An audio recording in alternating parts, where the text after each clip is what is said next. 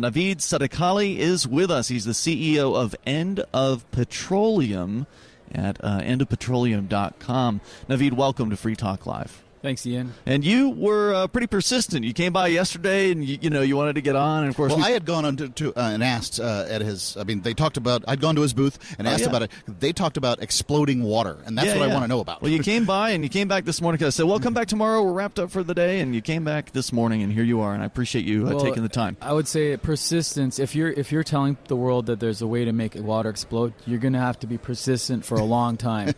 And there's one man that we worked with that has been persistent since 1986 that says he knows something about nature that many other people don't, and that by 1990 he says he's going to make water explode, or he has a reaction that is the most powerful chemical reaction we have in history that exists in nature. You can't make up energy, and so he's been persistent for that long, and so we're behind him. And this is one of those things. We've been on the air for a long time. I mean, we've been doing this show since 2002. We were syndicated in 2004. We've had a national audience since then.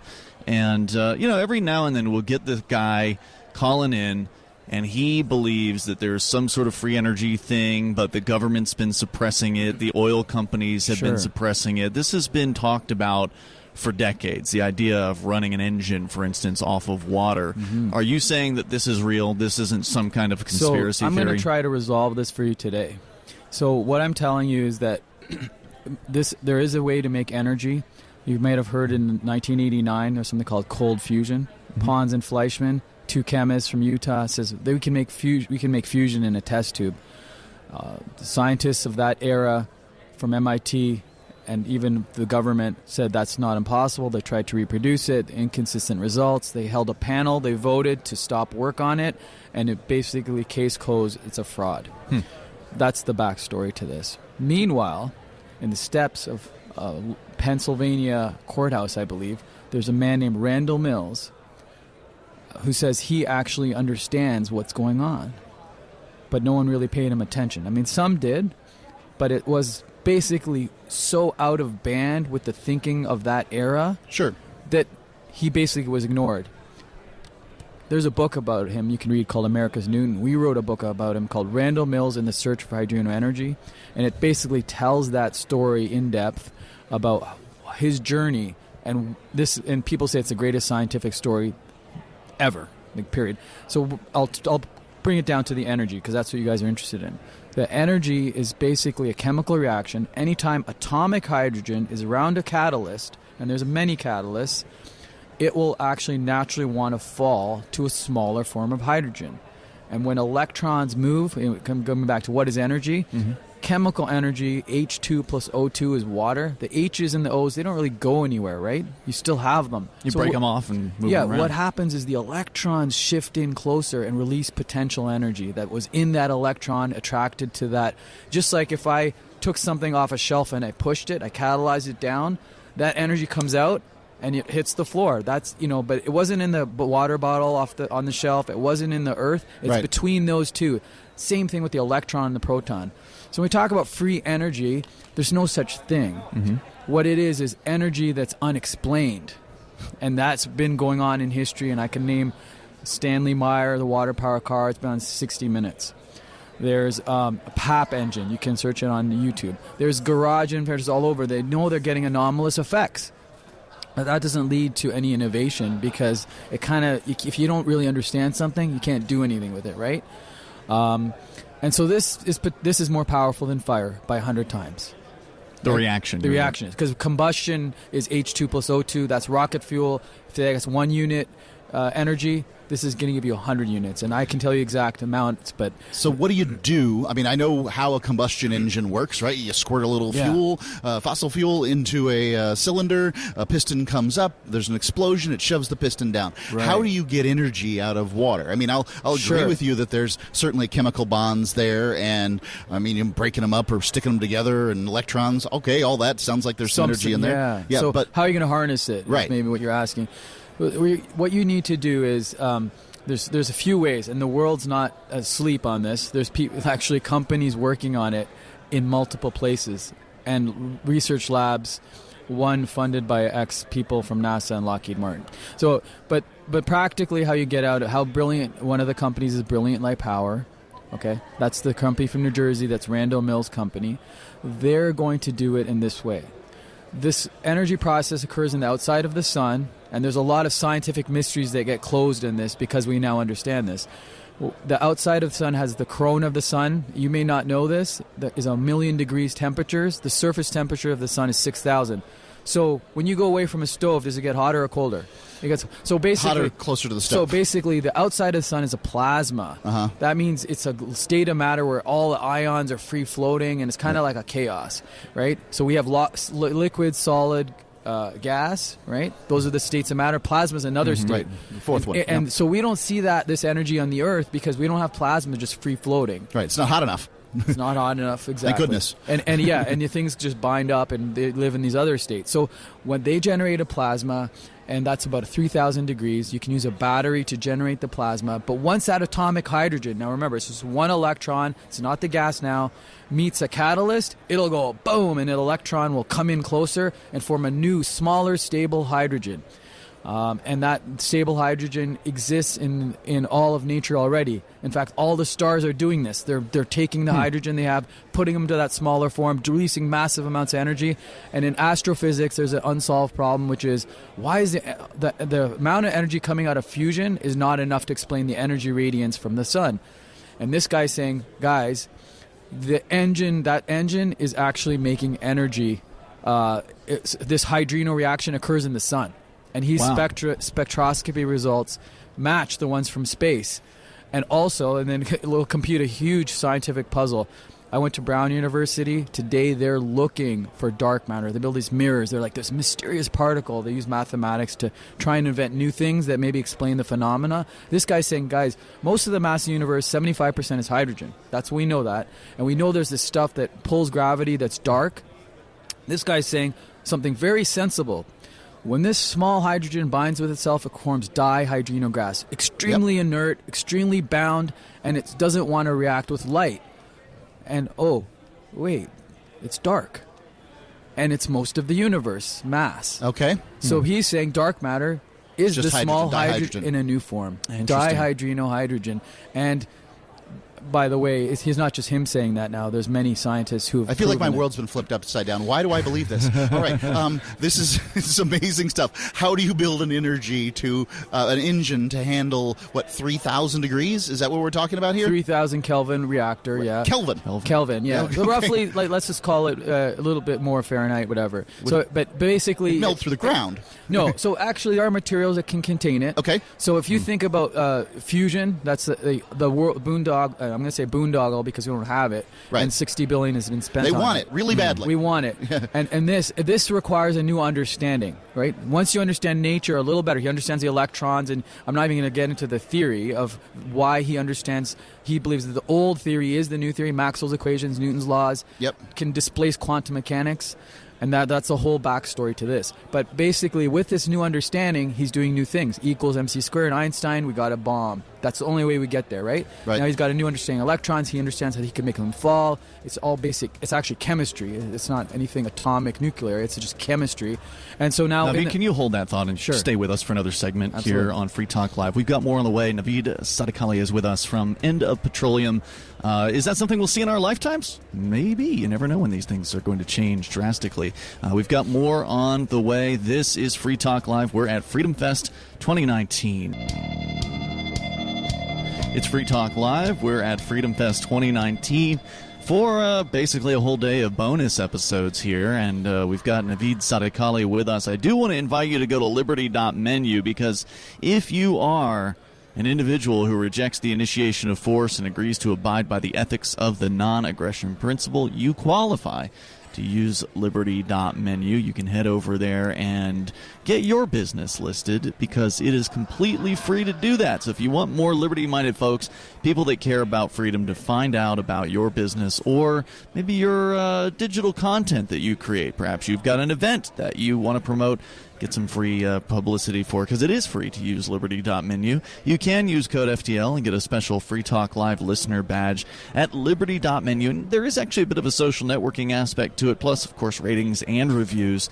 And it's Liberty.menu as we continue here from Freedom Fest 2019. Ian and Mark in our remote studios. And we've got the CEO of End of Petroleum at endofpetroleum.com. He's Naveed Sadiqali. We were just talking about what you're talking to try to encapsulate what you just said. This should be funny. Without being a scientist myself, you're talking about basically turning water into energy, this sort of mythical goal that many people have believed in for a long time that you say is now possible. If you want to have an idea of what we're talking about and you missed the last segment, just go download the archive. I think that's a better idea. At freetalklive.com. But Mark, you had asked the question about, well, how do you contain this? Because the reaction is incredibly hot. And that was what you were kind of trying to answer before we had to run away to the break there. So please pick up where you left off. So principally, we can make a reactor, and they have a reactor running. The U.S. military, DOD, is a licensee.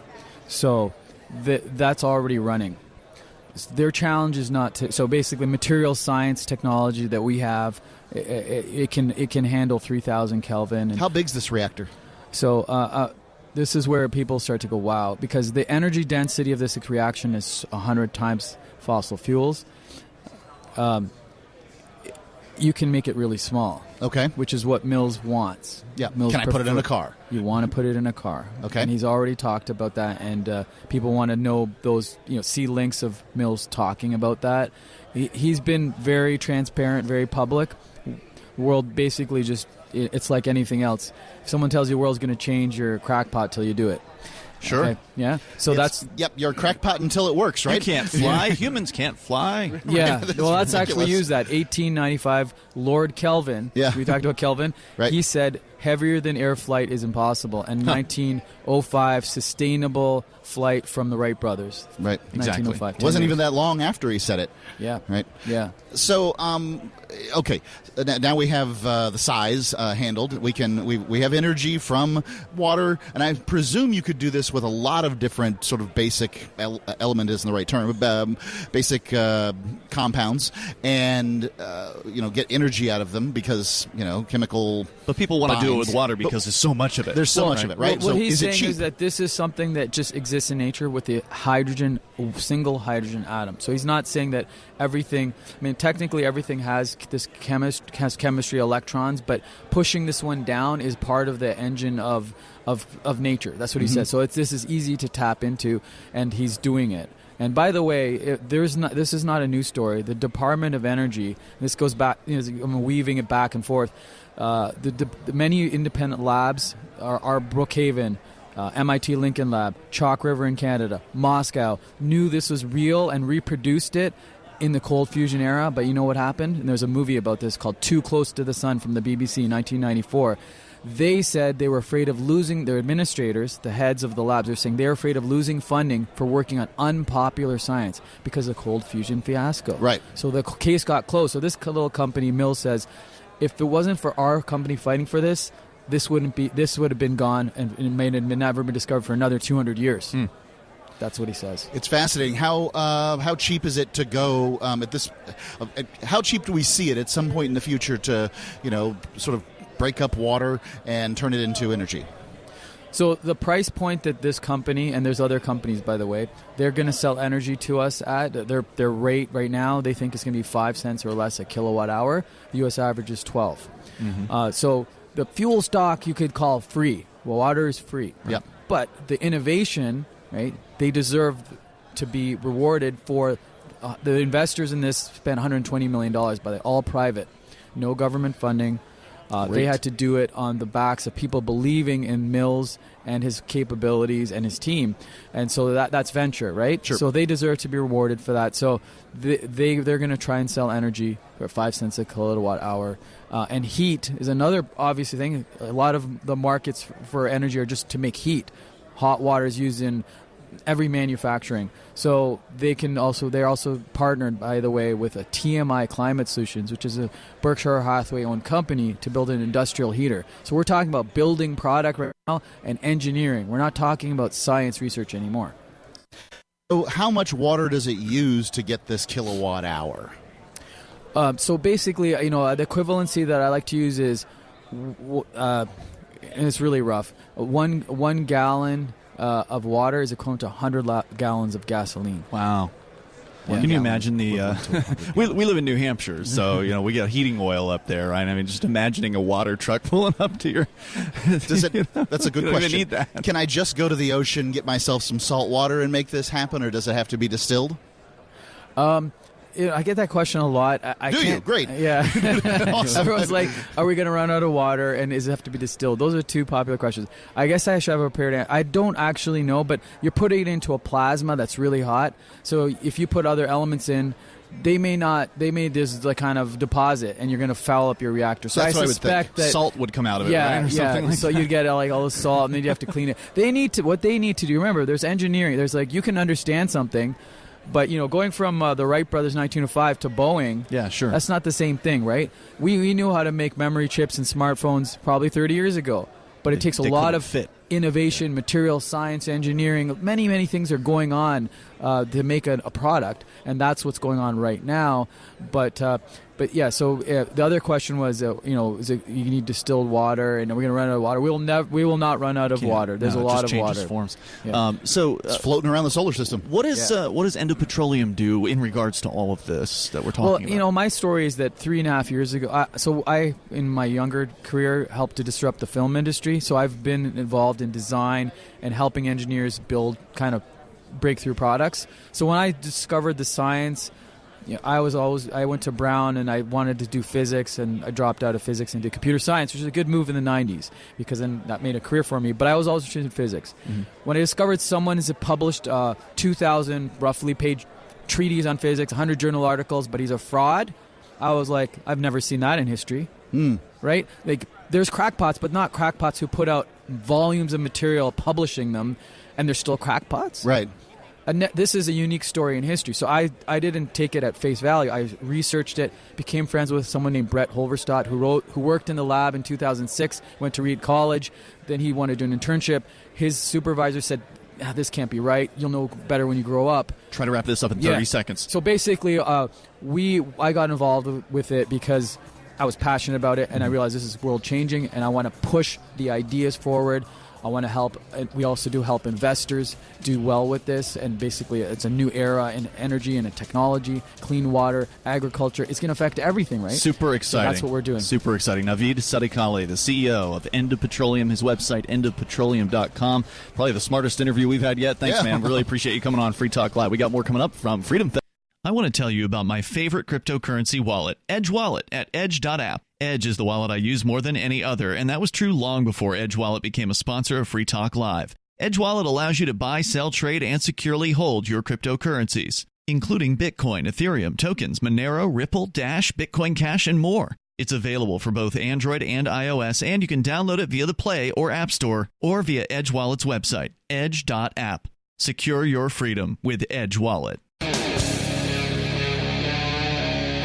This is Free Talk Live, kicking off day number 4 of Freedom Fest, which has been a fantastic event loaded with all kinds of interesting people that you can just mill about and talk to. In many cases, folks who were on the stage or who will be on the stage are here just kind of, interacting, mixing it up with folks. It's Ian and Mark here in our remote studio, and by the way, we're at the Paris Hotel in Vegas, and we've got all kinds of wonderful folks who we're recognizing coming by, which is always fun, but a lot of new people and faces I've never seen before. Now, Mark, you say we've had this next guest on Free Talk Live in the past? Right, he's been on the Edgington Post as opposed to sort of regular Free Talk Live, but yes, he's been on the air on Free Talk Live. Excellent. Stephen Moore. And so Edgington Post is our interview series, Stephen, and this is actually our broadcast radio show. So now we're on the biggest night here. Stephen Moore, as I understand it, you were actually appointed or attempted to be appointed to the Federal Reserve Board by Donald Trump? I was nominated to be on the Federal Reserve Board, but I withdrew. But I have some partly because, by the way, I was nominated with Herman Cain, who's also here. That's right. I did see him, yeah. Yeah, yesterday at the conference. 999. We did, what we would have done if we were on the Fed. We were the nightmare for the Fed because we wanted transparency, we wanted openness, we wanted the Fed to stop trying to squelch and stomp on growth because we think the economy can grow much faster than it is. And so, anyway, I think it's an institution that needs radical reform. How about just shut it down? Well, I think we need a Fed, but it's got to be more responsive to people. I always ask this question. I mean, it's one of the most powerful agencies of government. For sure. And yet they're responsive to virtually no one. And there's no transparency. Now, why should they be operating in secret? It's like this secret handshake they have or something over there, and I think it's bad for markets. So I ran on a campaign of openness and more growth. And I do think, by the way, the Fed is too tight. They should be cutting rates because this economy can grow much faster than it is right now. So cutting rates means putting more dollar liquidity into the economy. There's not enough dollars in the economy now. Because of Trump's policies on cutting taxes, reducing regulation, promoting American energy, promoting American business, there's a big demand for dollars around the world. And that has to be accommodated. Look, growth does not cause inflation. Growth does not cause inflation. If you produce more goods and services, the prices of things go down. They don't go up. Well, inflation, as we've said many times, is the increase in the money supply. That's true. But it's a supply and demand. It's the supply of dollars, which you're right. That's when the Fed, we learned this from Economics 100. Remember, inflation is too many dollars chasing too few goods. Well, in economics class in government school where I went, they taught us that inflation was a rise in prices, but that's just a symptom. Well, of that's inflation. that's a tautology. That's what inflation is. But what causes inflation is when you have too many dollars chasing too few goods, and right now we have too few dollars chasing a lot of goods, and that's why the dollar's strong. That's why the dollar is strong. It's a little but too the strong. Dollar's lost like 90-something% of its value over the last 100 years. Yeah, but not recently. I mean, recently the dollar is king, and I want a strong and stable. What I want from our currency, it goes back to why you have $20 bills in your pocket, and why I have $20. Why people have savings accounts with dollars, because you have faith that the dollar will remain stable in price, and we want to make sure. I do not have that faith. Well, I know that you probably don't own dollars, right? I know that. Well, I have to hold dollars. If you don't believe that, well, no, you can have all sorts of other. You could hold gold. But when you say it's king, you mean it's the king of the other. It's fiat the best currency, yeah, of all the other fiat currencies. Well, right? We should talk about that because I'm now on the board of a new company called Decentral Bank, which is a cryptocurrency. I definitely want to talk about that. What is it? It's a cryptocurrency. It's a private money, so that if there's someone like you, Ian, who doesn't believe in the stability of the dollar, you can, it's sort of like Bitcoin, although I think we have a better model. And it's a way to allow transactions to happen faster. It's a way to take away the government dominance of money. I mean, why should government dominate? I support that. Right. I support that. I'm a libertarian too. So, and by the way, you can tell there are good things because the left, not just the left, but Republicans and Democrats are trying to regulate these things out of existence. They don't want the competition. Nope.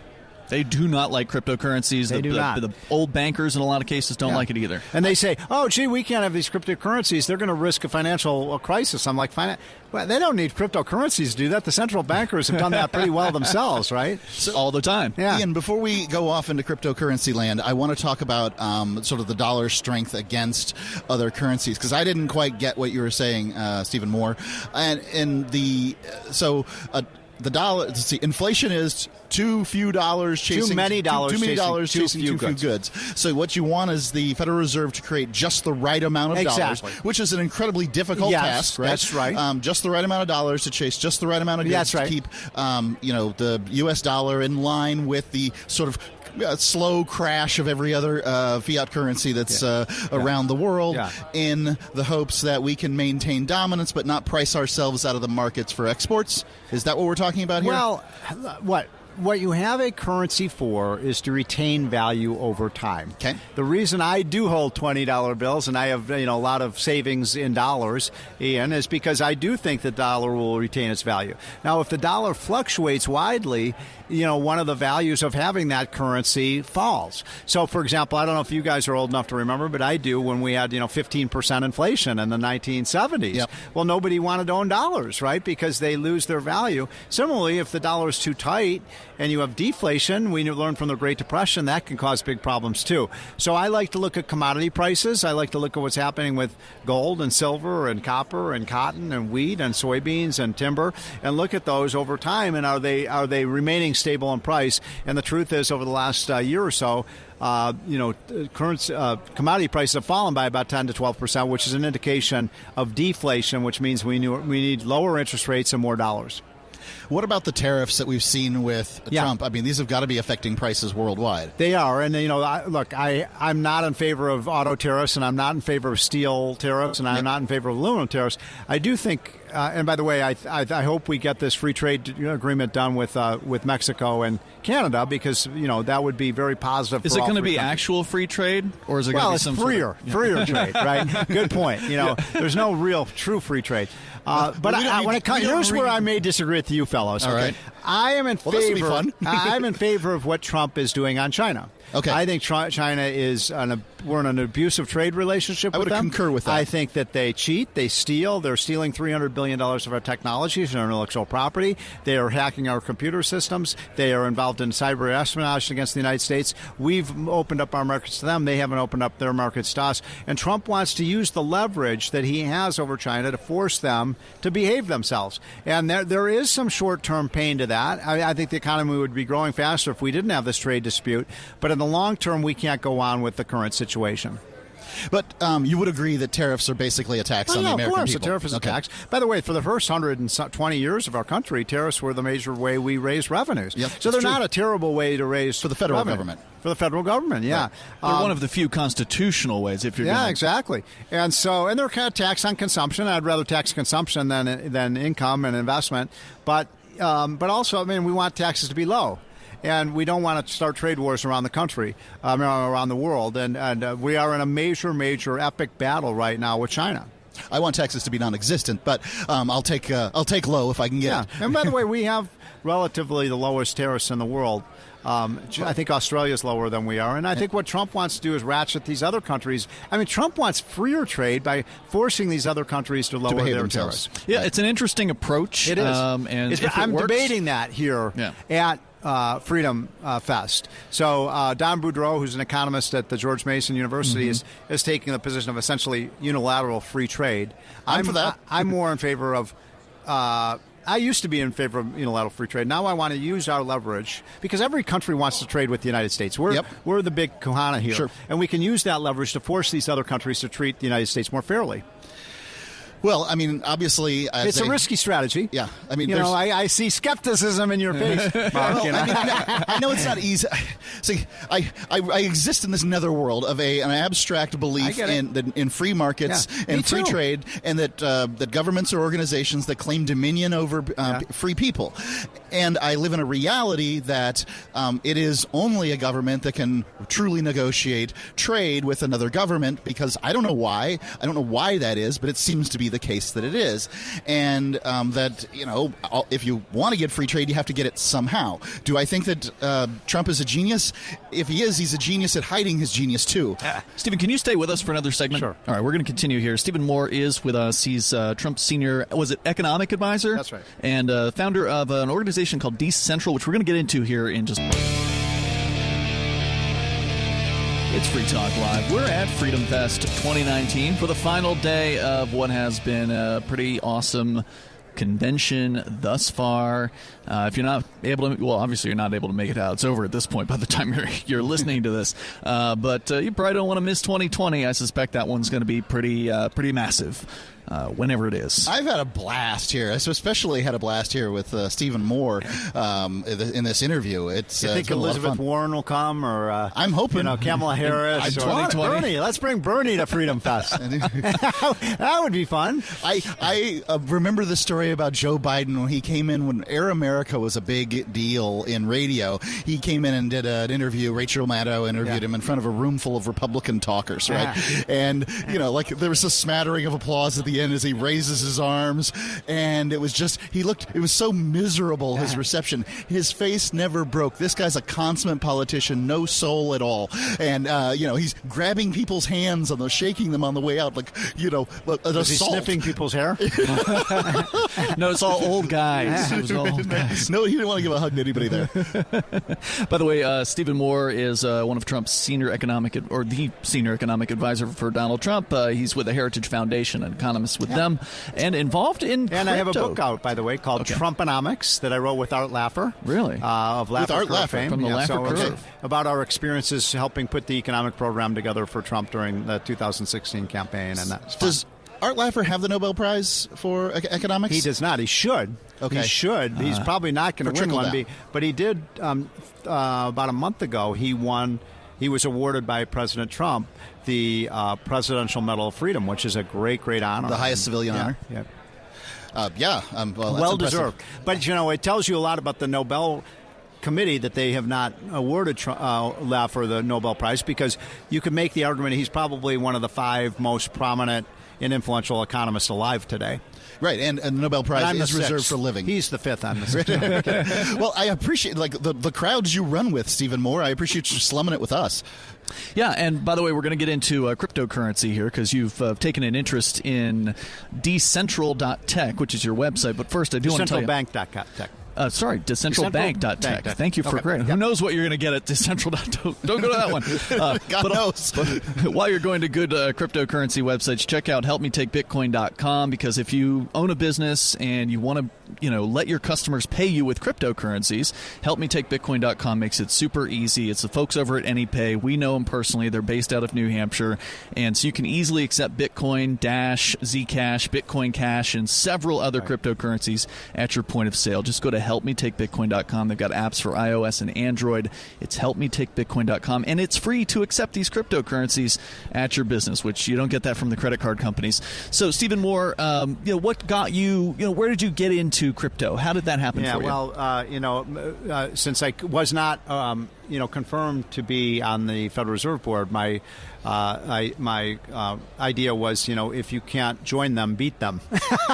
So basically, beat the Federal Reserve. Yeah, exactly. Okay. So this is a currency that will compete with the dollar, the euro, the yen, the yuan, and there are others. You mentioned Bitcoin, and the big one on the block right now is Libra, which is the new Facebook one. Which, by the way, last week they had hearings before the Financial Services Committee, and my God, they acted like this was Godzilla, invading the planet. This is going to be horrible, and it's freaked out central bankers. Yep. It's freaked out the politicians. It's freaked out the regulators. But I love this. Nothing about Google Pay and Apple Pay and any of these exactly. other This is the new. Those are this crypto. Is like the Wild West. This conference is called the Wild West. Well, this technology is the Wild West. We're going to see in the next 5, 10, 20 years all sorts of alternative currencies. I love the idea that you don't have to go to the government to get money. Why should the government monopolize money? Well, it's always been that way. Well, that's not even true. It's true. As you know, from the early stages, people would just get silver tokens or gold, and they would, independent of government. I like it for privacy reasons. I want to be able to do things. Now the government says, "Oh my gosh, this is going to be drug runners, and it's going to be, criminals that are going to use this money." Hey, guess what? launderers. They use cash for that. Yeah, exactly. It's ridiculous. They use the government's money for But we think it's going to be, it'll make transactions much easier, much speedier, and this is the new big thing, and I'm proud to be part of it. Well, was there something that, was it 10 years ago, 5 years ago? When did you kind of clue into the cryptocurrency? Well, I mean, it was literally when Trump asked me to be on the Federal Reserve Board, I really became interested in money and how it works and how it's dominated. And I mentioned earlier how it's just so outrageous. The Fed acts with this, stone wall of secrecy around it. And this will be completely open. And by the way, currencies haven't done a very good job of retaining their value over time. You mentioned that, a dollar today is worth 10 cents versus where it was, even 50 years ago. So it's a hedge, and I think this will actually be a disciplining impact on government currencies. And the European Union and the European Central Bank is really freaking out about this.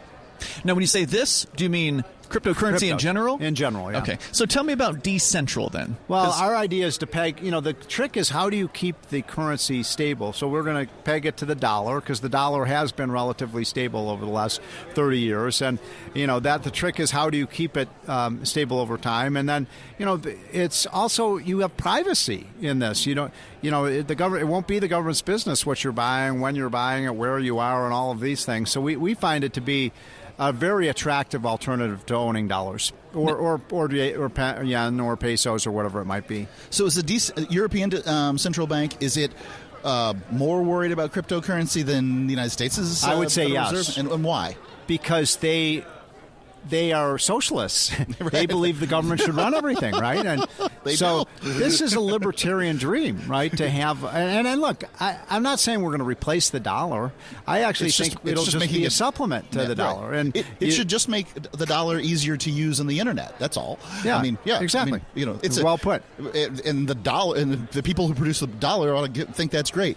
I have a nerdy economic question for you. Can you explain to me the difference between sort of the Sacagawea dollar made by the U.S. Mint and the United States Federal Reserve note that they call a U.S. dollar? Like, who are these organizations and how do they get to to make That's dollars? going soaring over my head. I don't know the I'm answer sorry. To that one. I knew you'd stump me. Stump the chump, right?